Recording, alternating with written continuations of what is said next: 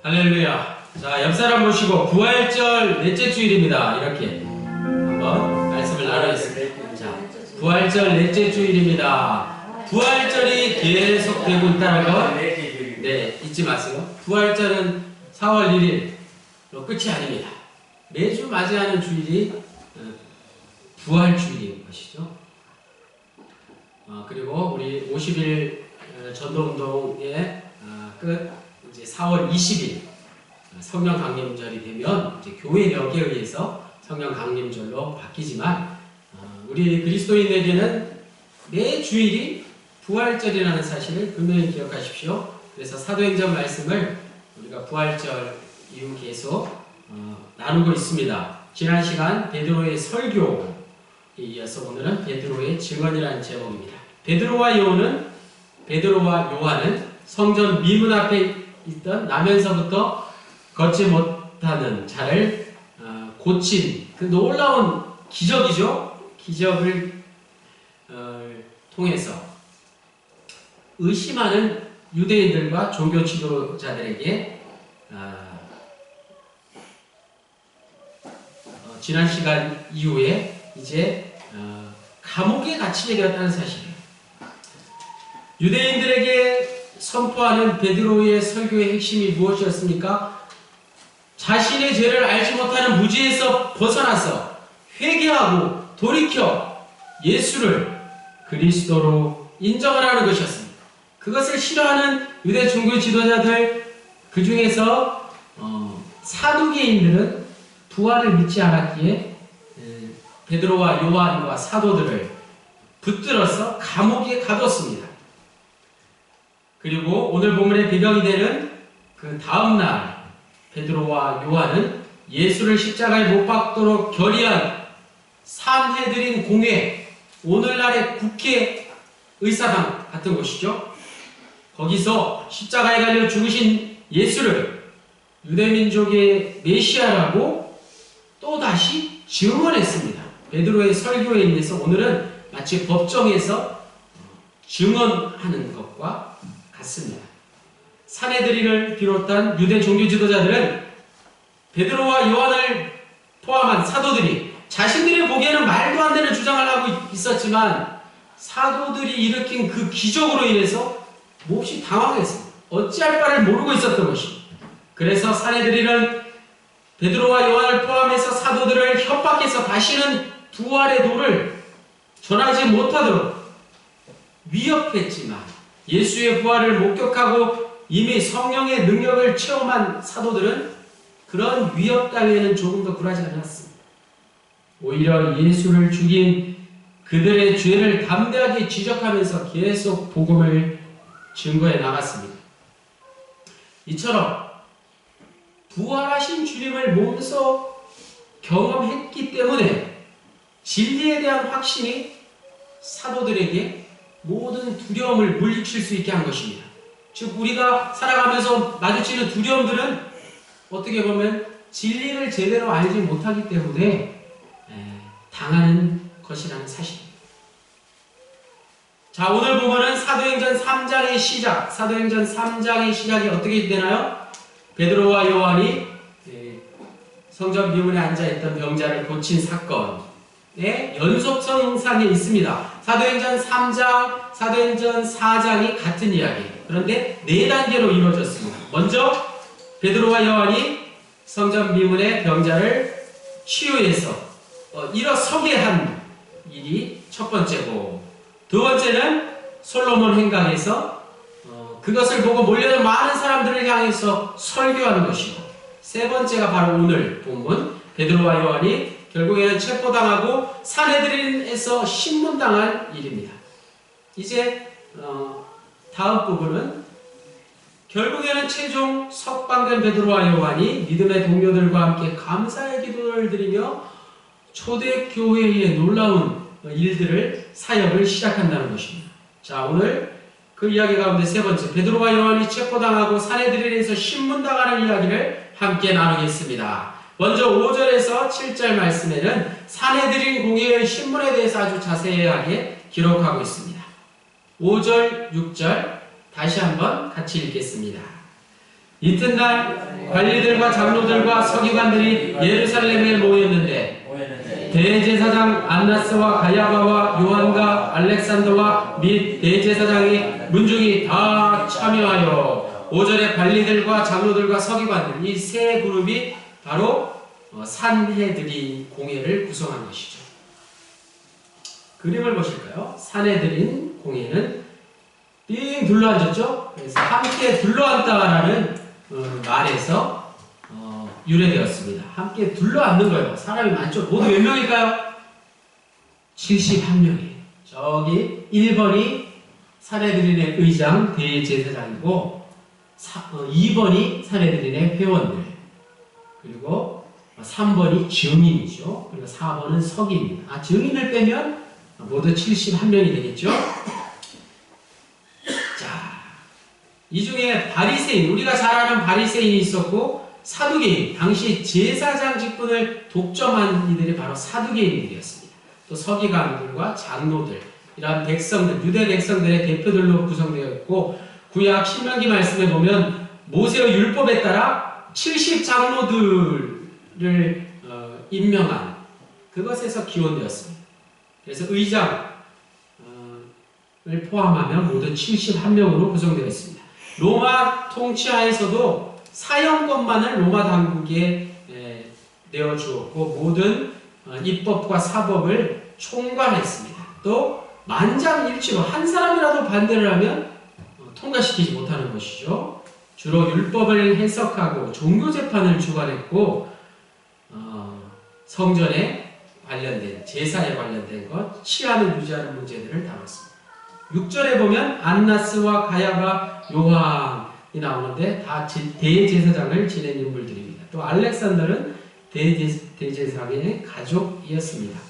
그들의 문중, 우리 최씨 문중, 김씨 문중이 모이듯이 그 대제사장들 문중이 급하게 모여서 베드로와 요한이 솔로몬 행각에서 설교를 하고 또 병자를 치유한 일들을 이제 다루어서 회의를 연 것이죠. 베드로와 요한을 비롯한 사도들의 일거수일투족이 산헤드린과 유대 종교 지도자들에게는 예수님의 존재만큼 민감한 사항이었던 것입니다. 대제사장과 그의 문중은 백성들의 유익을 위해서 자신들이 일한다고 생각했는데, 그래서 예수를 십자가에 달아 죽였는데, 예수와 똑같은 사도들이 또 나와서 이렇게 예수가 한 일과 똑같은 일을 하고 있다니 얼마나 불쾌했겠습니까? 그런데 잡혀온 사도들을 향해서 산헤드린이 신문하는 내용은 별 볼 일 없는 것이었습니다. 7절 말씀, 사도들을 가운데 세우고 묻되 너희가 무슨 권세와 누구의 이름으로 이 일을 행하였느냐, 이렇게 7절에 말씀하고 있습니다. 즉 너희들 허락받고, 누구한테 허락받고 지금 이런 일을 하느냐, 이렇게 묻는 거예요. 베드로와 요한을 불러놓고 신문하는 산헤드린은 분명히 당황스러웠습니다. 오늘 본문에 그런 내용은 없죠? 그런데 왜 산헤드린이 당황스러웠느냐? 솔로몬 행각에서 있었던 일을 전해들은 그들에게 베드로는 예전에 그들이 알고 있던 베드로가 아니었다는 것입니다. 갈릴리 어부 출신의 베드로와 요한을 이제 율법의 대가인 산헤드린이 도저히 감당하기 힘들 정도로 매우 논리 정연한 사람으로 변해 있었다는 사실과 그 두 사람이 이제 들리는 소문에 다시 살아났다는, 부활했다는 예수의 제자들이라는 사실, 거기다가 나사렛 예수의 이름으로 치유된 자가 증인으로 베드로와 요한과 함께 산헤드린 공회의 증인으로 함께 지금 나와 있다는 이 세 가지 명확한 사실들이 그들 앞에 벌어졌으니 한 가지 사실도 아니고 세 가지 사실을 놓고 산헤드린이 얼마나 당황스러워했을지 오늘 본문 우리가 12절까지 읽었죠. 13절에서 22절까지를 보면 잘 알 수 있습니다. 우리가 다 같이 한번 읽어보겠습니다. 오늘 보면 사도행전 4장 13절에서 22절 읽습니다. 다 같이 읽습니다.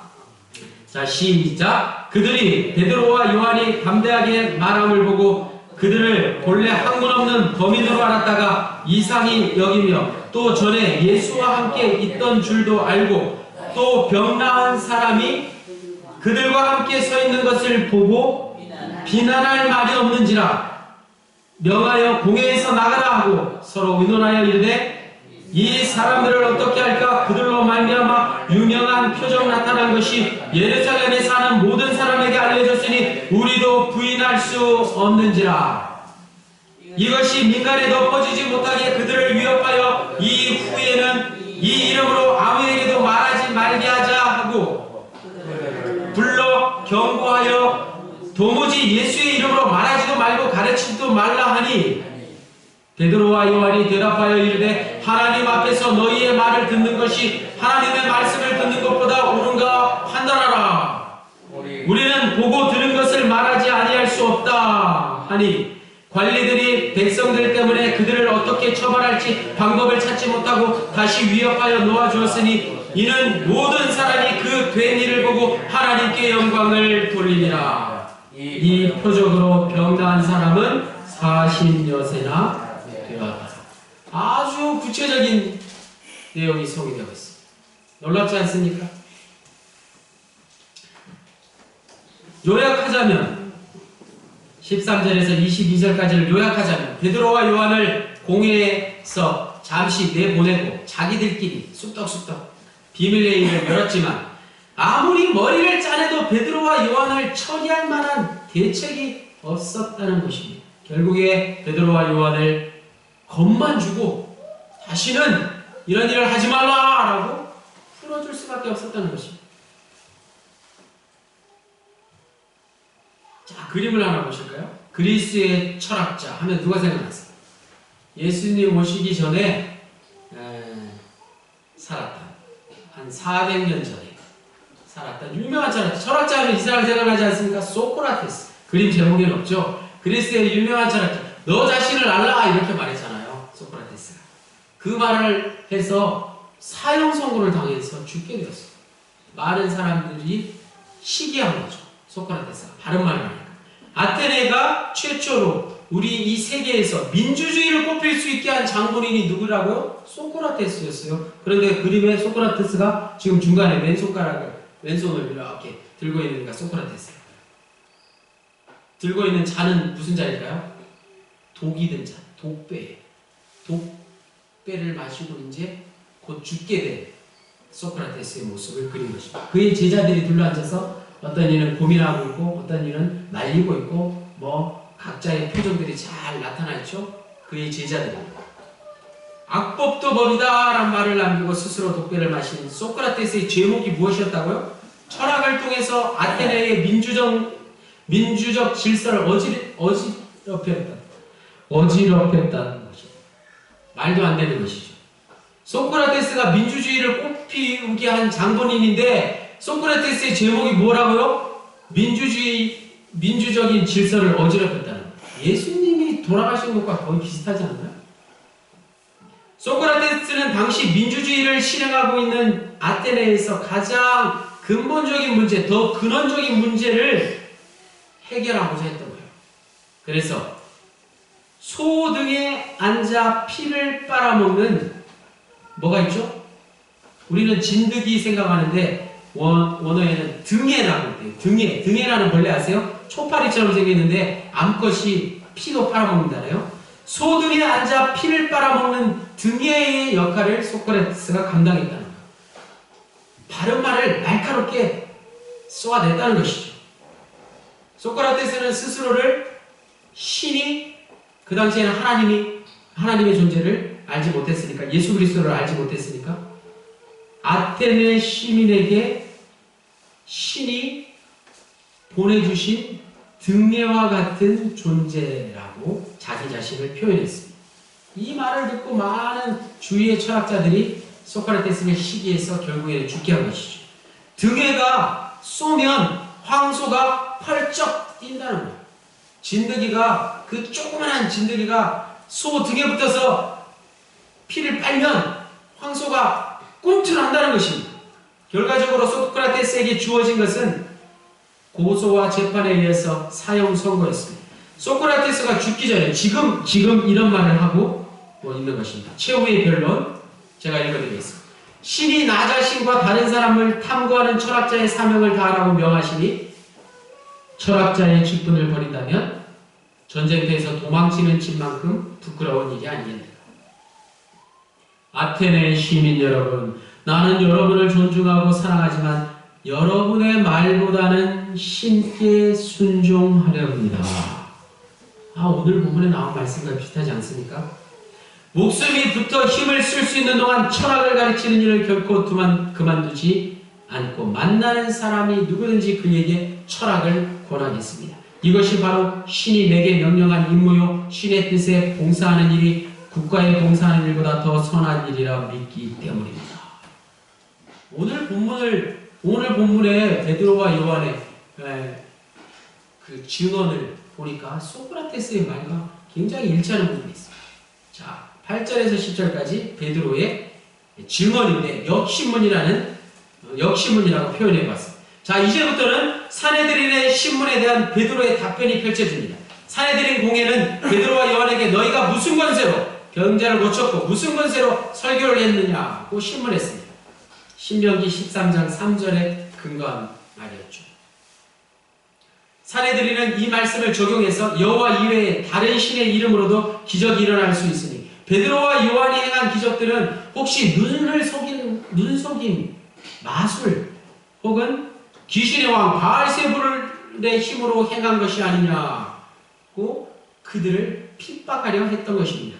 그런데 베드로의 답변은 하나님보다 오히려 자신들의 명성과 지위에 더 많은 관심을 가졌던 당시 종교 지도자들의 정복을 찌르는 그런 말씀이었습니다. 정복을 찌르기에 충분했습니다.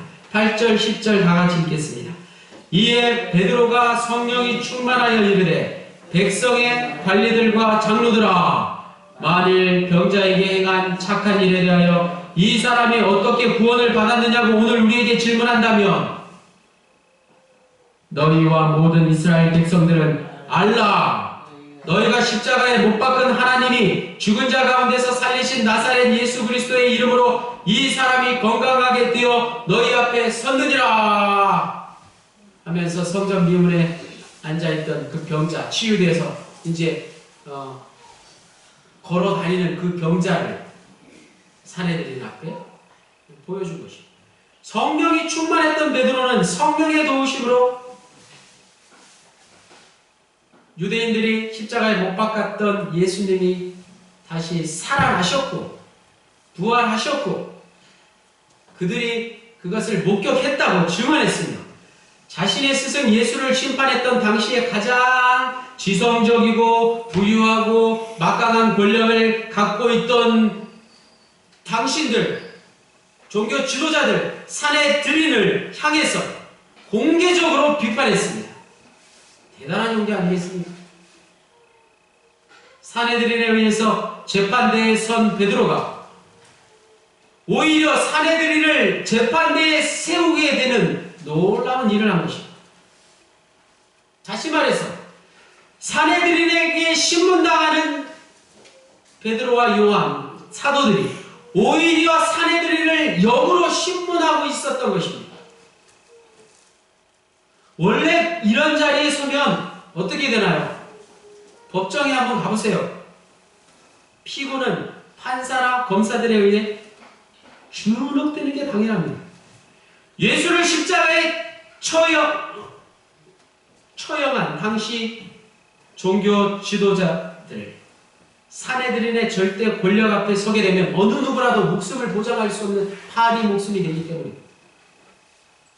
그런데 베드로의 증언은 어떠합니까? 솔로몬 행각에서 베드로의 설교를 여러분 기억하시죠. 솔로몬 행각에서 설교한 것에 이어서 사내들인에서 증언한 이 베드로의 증언은 한마디로 사내들인의 신문을 꼼짝 못하게 하는 대반전을 일으킨 증언이었습니다. 사내들인은 이런 종교적 신문의 대가들인데 늘 하는 일이 이런 것들인데 본래 학문 없는 범인으로 알았던 그 천한 나사렛 갈릴리 어부 출신 베드로의 신문에 오히려 말을 잇지 못하고 있는 모습이 역력합니다.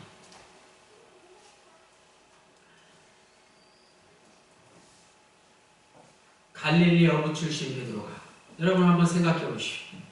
그것도 예수님을 배신했던 베드로가 도대체 어찌된 인물인지 논리정연한 증언으로 사내들인을 역신문한 도저히 상상할 수 없는 일이 오늘 본문에서 벌어진 것입니다. 앞서 예화로 소개해드린 소크라테스는 예수님이 오시기 전 약 400년 전에 활동했던 철학자입니다. 그 이전인데 400년의 죽음을 맞이했던 아주 유명한 철학자죠. 오늘 본문에 나오는 베드로와 비슷한 내용의 증언을 마지막 최후 법정에서 쏟아냈습니다. 참으로 어이없는 죽음을 맞이하면서까지 소크라테스는 자신의 사명이 무엇이라고요? 반성 없는 삶은 살 가치가 없다고 비판하고 잘못된 것은 잘못됐다고 반성을 촉구하는 일이 자신의 사명이라고 믿으면서 그 사명을 죽는 그 순간까지 끝까지 감당했던 것입니다. 소크라테스는 자신이 죽고 나서 다시 신이 자신과 같은 등의 역할을 감당할 사람을 보내주지 않는다면 이 세상은 잠을 자면서 지내게 될 것이라고 탄식했습니다.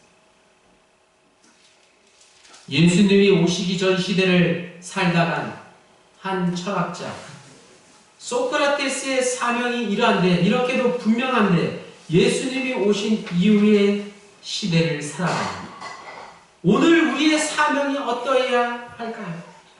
마지막 복음의 핵심에 대한 말씀 11절에서 12절 말씀을 같이 읽겠습니다. 이 예수는 너희 건축자들의 버린 돌로서 짐 모퉁이의 머릿돌이 되었느니라. 다른 이로서는 구원을 받을 수 없나니 천하 사람 중에 구원을 받을 만한 다른 이름을 우리에게 주신 일이 없음이라 하였더라. 베드로의 말입니다.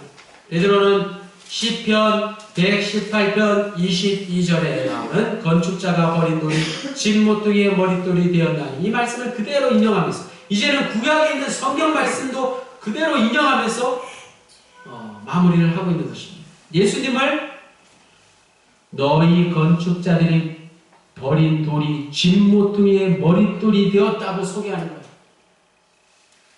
모퉁이 머릿돌은 서로 맞닿은 두 벽을 견고하게 연결하는 중요한 역할을 합니다. 그렇죠? 머릿돌이 다 있죠? 집을 짓는데 없어서는 안 되고 머릿돌을 빼면 집은 무너지는 것이죠. 그래서 어떤 건물을 완성한 건축자들은 그 건물의 모퉁이 돌에 자신의 이름을 새겨놓아서 기념하기도 합니다. 예수님이 바로 이 모퉁이 돌이라는 거예요. 베드로가 구약의 말씀을, 시편 말씀을 인용해서 예수님을 소개하는 것입니다. 예수님은 자기 자신을 유대인들이 건축자들이 버린 돌처럼 십자가에 내버렸지만 하나님께서는 그 건축자의 버린 돌을 모퉁이의 머릿돌로 귀하게 세워주신다고 이미 마가복음 12장 10절에서 11절에 말씀하셨습니다. 예수님도 똑같은 말씀을 공생히 하셨습니다. 그래서 시편 118편 22절에서 언급된 이 구절은 예수님의 십자가의 죽음과 부활을 예언한 복음의 핵심인 것입니다. 오늘 보면 사도행전 4장 11절에도 나오고 또 베드로가 쓴 베드로전서 2장 7절에도 똑같은 말씀이 다시 언급되고 있습니다. 짐 모퉁이의 머릿돌과 같으신 예수님이 스스로 건축자들의 버린 돌처럼 미천한 존재가 되셨다는 말씀입니다. 자, 그렇다면 반대로 한번 생각해 볼까요? 모퉁이 돌이 누구시라고요? 예수님. 버린 돌이 누구일까요? 우리는 버린 돌이라고요. 원래 건축자들의 버린 돌과 같은 우리가, 미천한 아무런 쓸데없는 우리가, 길거리에 뒹구는 돌 많잖아요. 그 돌과 같은 우리가 세상 사람들에게 버린 돌처럼 간주된다고 해서 우리가 자존심 상할 게 없다는 것입니다. 화를 낼 필요가 없다는 거예요. 마음 상할 일이 없다는 것입니다. 우리가 가져야 할 태도는 건축자의 버린 돌이 진모퉁이의 머릿돌이었다는 이 부활의 복음의 핵심인 이 말씀을 부여잡고 우리가 가져야 할 태도가 무엇입니까? 부활하신 주님을 위해서 우리는 좀 져주면서 이 세상을 살아가도 된다는 것입니다. 기꺼이 죽어도 된다는 것입니다. 결코 버린 돌과 같은 우리가 모퉁이 돌이 되려고 애쓰지 말아야 된다는 것입니다. 우리가 이 말씀을 들을 때 착각하는 게 뭐라고요? 우리가 모퉁이 돌인가? 우리는 버린 돌이다. 그런데 모퉁이 돌이 되신 예수님께서 버린 돌과 같은 우리와 함께하여 주신다는 것입니다. 이제 부활하신 예수님과 함께하는 인생으로 우리의 삶이 변화되어서 입술로 전하든 삶으로 전하든 예수 그리스도의 증인으로 부활하신 예수 그리스도를 증언하는 베드로와 같은 삶을 살아야 할 것입니다. 우리가 전할 것은 오직 예수 그리스도 복음밖에 없다는 것입니다. 예수님만이 구원이라는 그 복음의 소식만을 전해야 된다는 것입니다. 다른 것을 전할 게 없다는 것입니다. 교회를 자랑하고 교회를 소개하고 부가적인 것들 이전에 예수 그리스도의 복음만을 전해야 된다는 것입니다. 예수님만이 구원이라는 기쁜 소식을 전해야 할 것입니다. 예수님만이 생명이라는 진리를 전해야 된다는 말씀입니다. 그러므로 오늘 말씀 제목 베드로의 증언을 통해서 우리는 사내들인에 의해서 신문당하는 베드로와 요한이 어떻게 증언했느냐 초기 기독교의 정체성을 다시 한번 확인할 수 있었습니다.